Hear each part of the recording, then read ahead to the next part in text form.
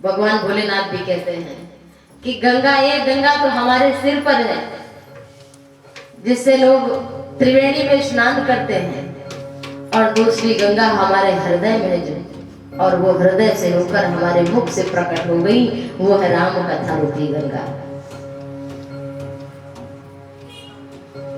तो राम को जन्म देने वाली भी माँ है और राम कथा भी माँ है, वो गंगा भी माँ है।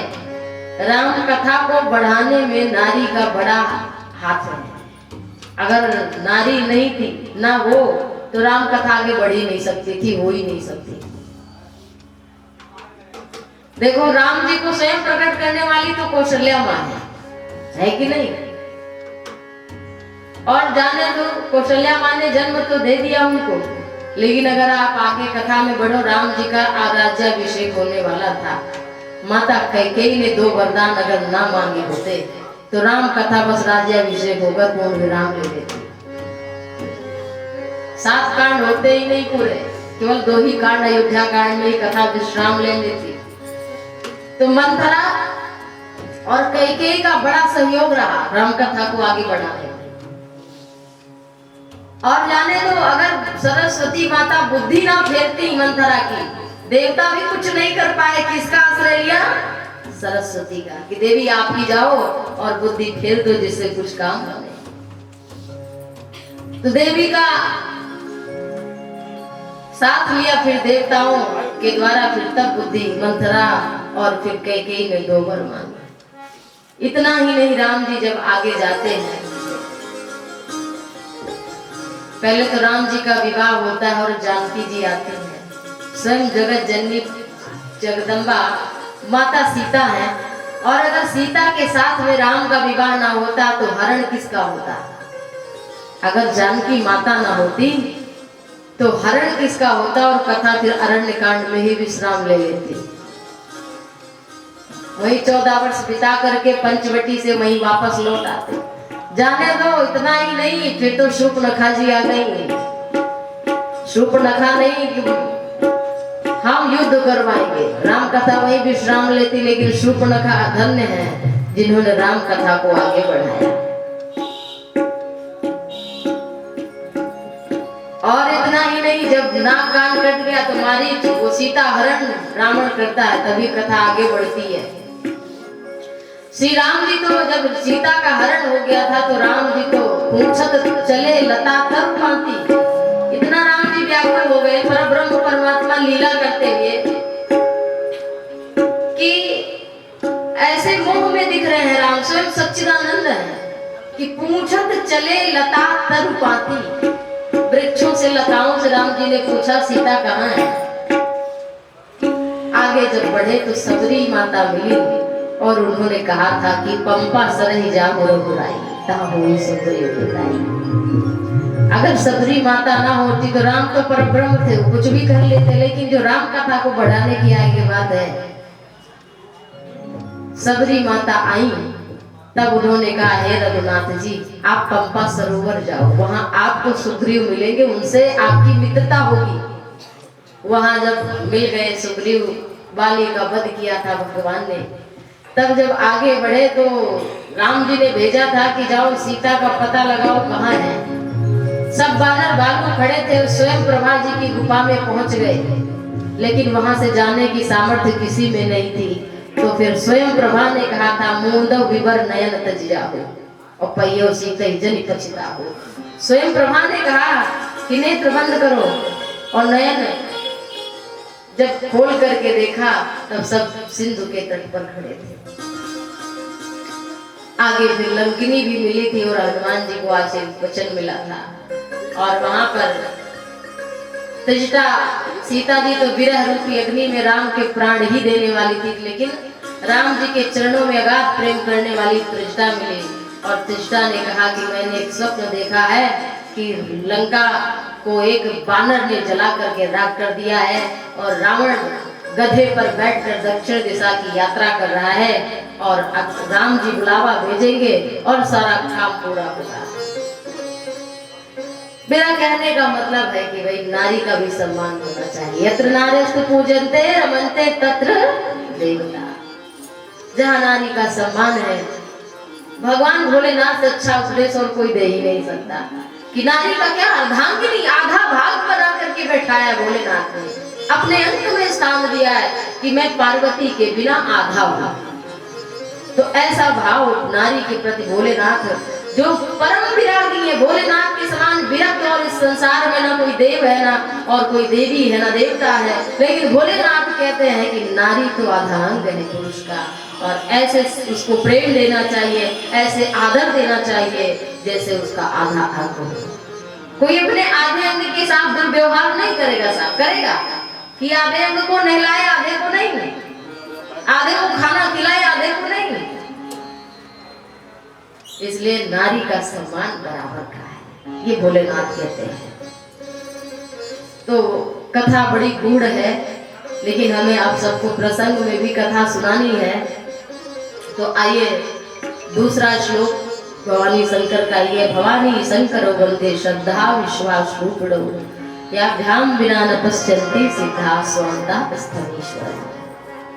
भवानी शंकर को जो आधे अंक में देवी को विराजमान किए हुए ऐसे भोलेनाथ को प्रणाम किया, और गुरु रूप में भी तुलसीदास जी प्रणाम करते हैं कि जिन्होंने टेढ़े चंद्रमा को, जो गुरु पत्नी गामी है, लेकिन भोलेनाथ कहते हैं कि क्यों चंद्रमा को क्यों धारण किया सिर पर, वो भी कहते हैं कि रामचंद्र जो भगवान के नाम से जुड़ जाएगा, कृष्ण चंद्र, तो चंद्र जो है वो राम और कृष्ण से जुड़ गया। तो भोलेनाथ ने कहा कि जो भगवान से जुड़ गया वो जन्म जन्म का अपराधी क्यों ना हो, लेकिन वो तो मेरे शीश पर बैठने योग्य है, और फिर उसे भोलेनाथ ने अपने सिर पर बिठाया, स्थान किया।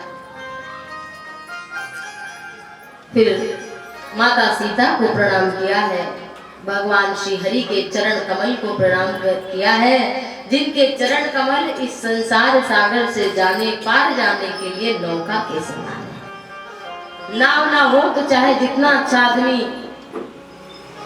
पैसा रुपया धन लेकर बैठा, लेकिन नाव ना ही तो कैसे पार करेगा।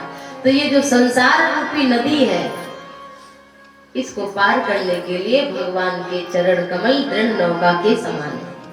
और तुलसीदास जी ने यह प्रमाण देते हुए 7 श्लोकों में वंदना की है कि मैंने ये सारी राम कथा, रामचरितमानस मैंने लिखा है, नाना पुराण निगमागम लेकर के, सभी वेद पुराणों का सम्मत है, मेरा अपना कुछ नहीं। इसलिए एकमात्र रामचरितमानस का श्रवण पाठ कर लेने से सभी वेद शास्त्रों का फल प्राप्त हो जाता है। ऐसा दृढ़ विश्वास करके जब आप सुनेंगे तभी आपको पूरा लाभ होगा। भाई आप अस्पताल जाएंगे तो ये एक अस्पताल ही समझिए इसे। मन के रोगी हम सभी हैं, काम क्रोध लोभ मोह मद मत्सर अहंकार इत्यादि दुर्विषण हमारे भीतर भरे पड़े हैं। तो यहाँ पर तुलसीदास जी ने बूटी दवा रख दी है, रघुपति भगति सजीवन मूरी। तो लेने के लिए सदगुरु वैद वचन विश्वासा, सदगुरु के वैद रूपी वचन को जब हम दवा रूप में ग्रहण करेंगे तभी तो काम बनेगा। दवाई कितनी बढ़िया हो, डॉक्टर को बढ़िया अच्छे हमने 2000 फीस देकर दिखा लिया, दवा भी ले आए घर, लेकिन उसको खाएंगे नहीं तो फायदा कहाँ से करेंगे। इसलिए धर्म केवल दिखाने के लिए नहीं होना चाहिए, धर्म तो धारण करने के लिए होना चाहिए। उसके बाद फिर देखो 7 श्लोकों में, इस श्लोक साधारण भाषा में समझे तो इस श्लोक माने इस लोक में गाएंगे तो उस लोक परलोक की यात्रा सफल हो जाएगी। इसलिए गोस्वामी जी ने 7 श्लोकों में माने दिन के 7 होते हैं, और ये 7 दिन सुधर गए।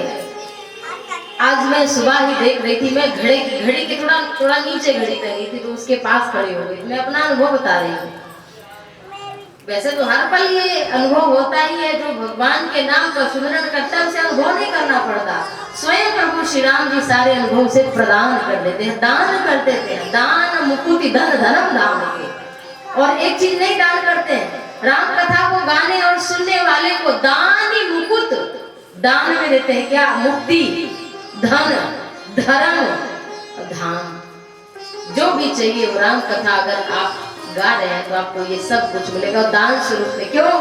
क्योंकि दी गई वस्तु तो वापस मांगी जा सकती, लेकिन दान की हुई वस्तु वापस नहीं मांगी जा सकती। इसलिए दान ही मुकुट, दान में मिलता है ये सब, ये वापस नहीं जाता। लेकिन सतत होना चाहिए। संतत जपत शंभो विनाशी। जिस दिन से आप निरंतर भगवान नाम का सुमिरन करने लगेंगे, निश्चित ही आपको कुछ सोचना ही नहीं पड़ेगा। आपके जीवन की जो जरूरत होगी वो राम जी स्वयं पहले पूरा करके देंगे। ये आप करके आज से देखिए। लेकिन यह है कि आप निरंतर अभ्यास बनाओ। ये नहीं कि बस थोड़े समय किया भूल गए, हर समय, हर क्षण, हर पल। और गोस्वामी तुलसीदास जी गाते हैं, जय जय सिया जी रघुराई, जय जय सिया जी रघुराई, जयति जय तुलसी गोसाई, जय जय सिया जी रघुराई, जयति जय तुलसी गोसाई।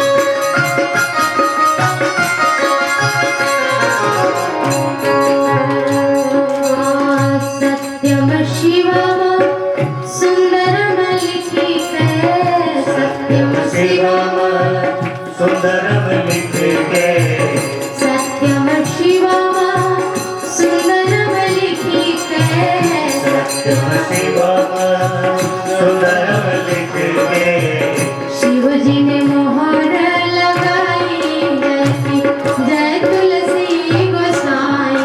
शिव जी ने मोहर लगाई, जय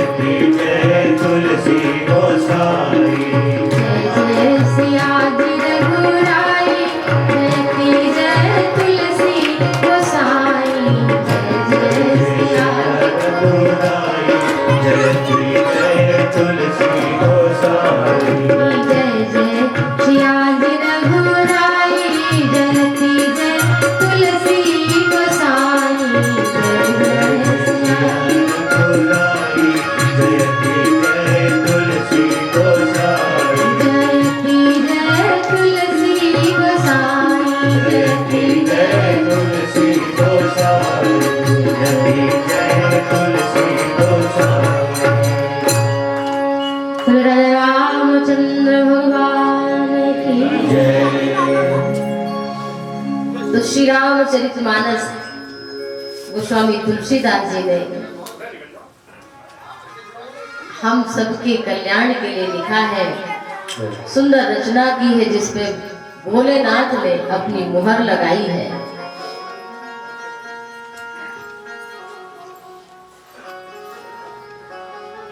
रामचरित मानस यही नामा,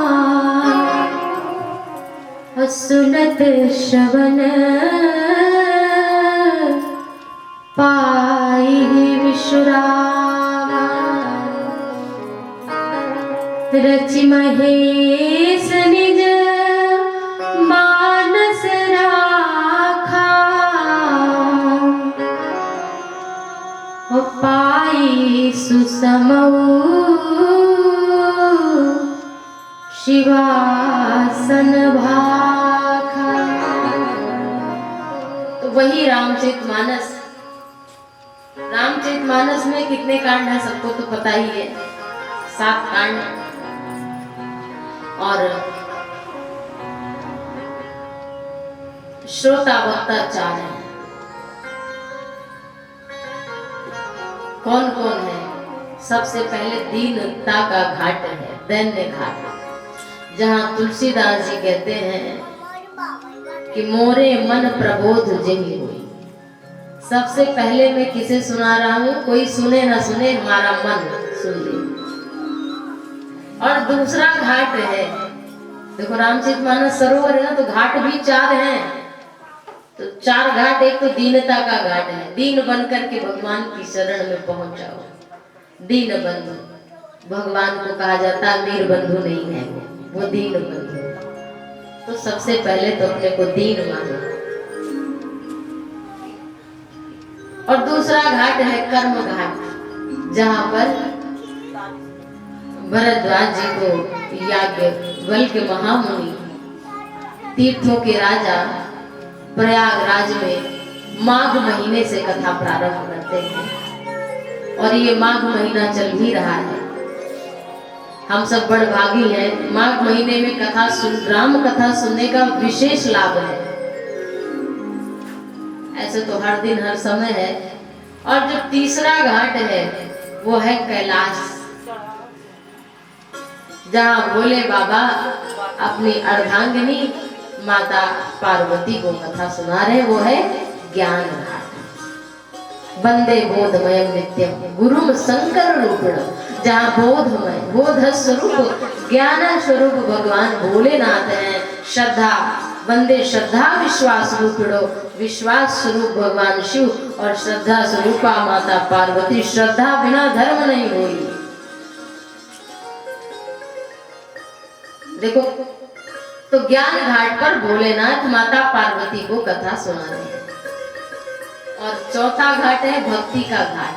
नीलांचल पर बैठे हुए कागभूषुंडी जी भगवान श्री हरि के वाहन गरुड़ जी को कथा सुना रहे हैं। तो ये 4 घाट हैं और 7 सोपान है। तो इस तरह से गोस्वामी तुलसीदास जी अपने मन को कथा सुनाते हुए फिर पंक्तियों में सबसे पहले गुरु की वंदना करते हैं, क्योंकि बिना गुरु के, गोस्वामी जी ने कहा है, बिनु गुरु होई की ज्ञान, ज्ञान की होई विराग बिनु, गावहि वेद पुराण, सुख की लही हरि भगति बिनु। बिना गुरु के ज्ञान हो नहीं सकता। इसलिए सबसे पहले गुरु के चरण कमल की वंदना की, कि जिनके चरणों की रज को अपने नेत्रों में लगाने से दिव्य चक्षु हमारे खुल जाते हैं और संसार में क्या शुभ है अशुभ है इसका हमें बोध हो जाता है। फिर सबसे पहले ब्राह्मण समाज को, ब्राह्मण को वंदो प्रथम मही सुर चरना, मोह जनित संशय सब हरना। सबसे पहले ब्राह्मण देवता को, क्योंकि इस धरती के जो देवता है वो कौन है? ब्राह्मण है। राम जी के जन्म पर बहुत दान दिया गया था ब्राह्मणों को। अगर विप्र पर ही कथा कही जाए तो ये 7 दिन ऐसे ही निकल जाएंगे। ब्राह्मण के गुण क्या है? ब्राह्मण है कौन? केवल तिवारी, पांडे, दुबे लिख लेने से कोई ब्राह्मण नहीं हो जाता, ये तो बस एक बोध मात्र है। ऐसे तो रावण भी ब्राह्मण उपजे, यद्यपि कुलस्ते कुल पावन अमल अनूप, वो भी ब्राह्मण कुल में जन्मे थे। कौन? रावण। रावण भी, लेकिन हम रावण यद्यपि उसमें बहुत सारी शक्तियां थी, बहुत सारे गुण थे, लेकिन कोई अपने पुत्र का नाम रावण नहीं रखता। रखेगा कोई? नहीं रखेगा। ब्राह्मण था तो भी इतना प्रकांड विद्वान था, भोलेनाथ के कैलाश के शिखर को उठाने वाला था। अपने भुजाओं के बल से भोलेनाथ अपने परिवार गण सहित पुत्र पौत्र पौत्रियों के सहित विराजमान है, लेकिन रावण ने एक हाथ से उठा लिया तो भोलेनाथ ने थोड़ा चरण दबा दिया था तो रुदन करने लगा, तो उसका नाम रावण हुआ। तो वेद बंदम प्रथम महीसुर है। चर्चा कर रही हूँ कि ब्राह्मण कौन है? जो ब्रह्म को जान ले वही ब्राह्मण है, सीधी सी बात। और ब्रह्म को जानने वाला कभी अपराध नहीं करे, गलती हो जाएगी लेकिन अपराध नहीं करेगा। जो जानबूझ कर किया जाता है वो अपराध हो जाता है, होता है, और अपराध की कोई क्षमा नहीं होती। और जो गलती होती है वो गलती तो किसी से हो सकती है कि भाई हम नहीं जान पाए, नहीं समझ पाए, हो गया काम।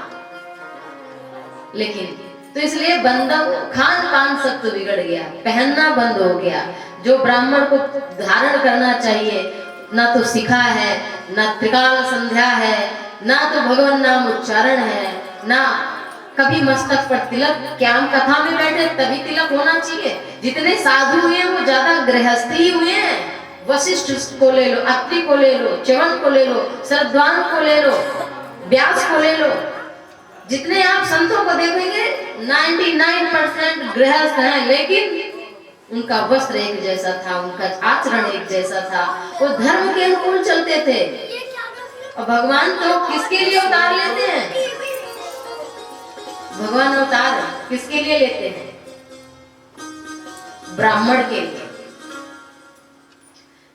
गाय के लिए, संत के लिए। विप्र धेनु सुर संत ही सबसे पहले विप्र का नंबर आया है।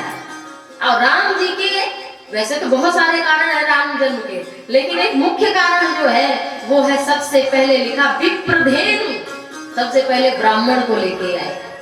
भगवान का अवतार किसने? विप्र। लेकिन ब्राह्मण अपने कर्म से च्युत हो गया है, उसका खान पान सब बिगड़ गया है, मांस मदिरा का सेवन कर रहे हैं, अधर्म कर रहे हैं। ना तो उनमें 16 संस्कार में से मुझे तो नहीं लगता कि अगर ठीक से देखा जाए तो एक भी संस्कार विप्र का हो रहा है। गर्भाधान भी एक संस्कार है, संतान को जन्म देना एक पूजा है, एक गृहस्थ, एक आप पूरे समाज के लिए व्यक्ति ला रहे हैं संसार में। उसके लिए माता पिता कितने जागरूक हैं, उनका व्यवहार क्या, उनका खान पान क्या, उनका रहन सहन क्या, उनका आचरण क्या है, पवित्र कितना है, इस पर निर्भर करता है आपका होने वाला पौत्र पुत्र पौत्री को कौन से आचरण विचार वाला होने वाला। ये माता पिता के आचरण पर, खान पान पर निर्भर करता है। तो विप्र जो है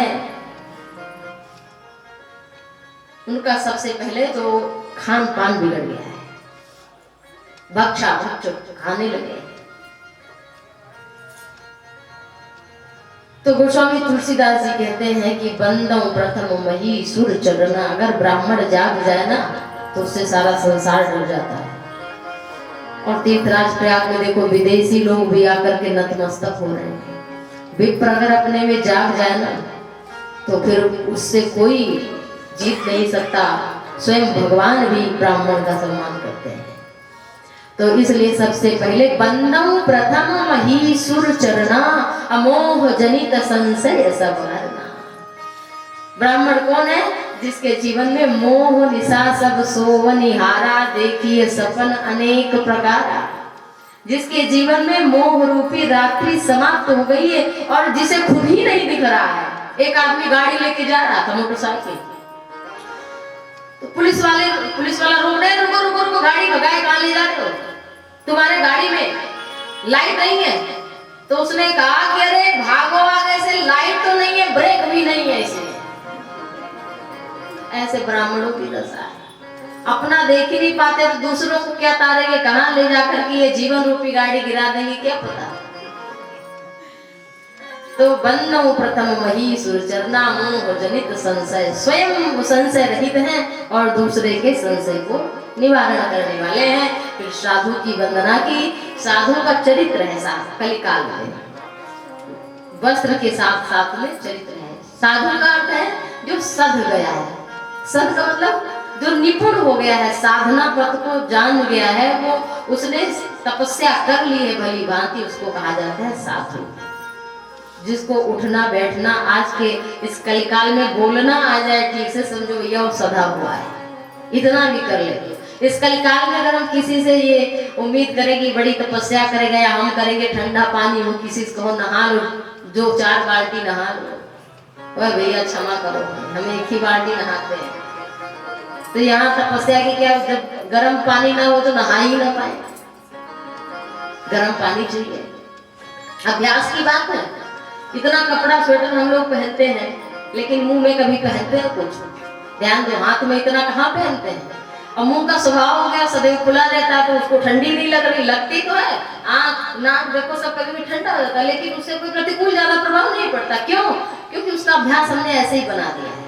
तो अभ्यास की बात है साहब, आप कैसा अभ्यास कर रहे हैं शरीर के साथ, वैसा बन जाएगा। और नहीं तो ठंडे पानी की जरूरत है गर्मी में, और सर्दी में गर्म की जरूरत है। एक आदमी था, तो उसके सेठ थे, तो सेठ के गुरुजी आए गर्मी के महीने में।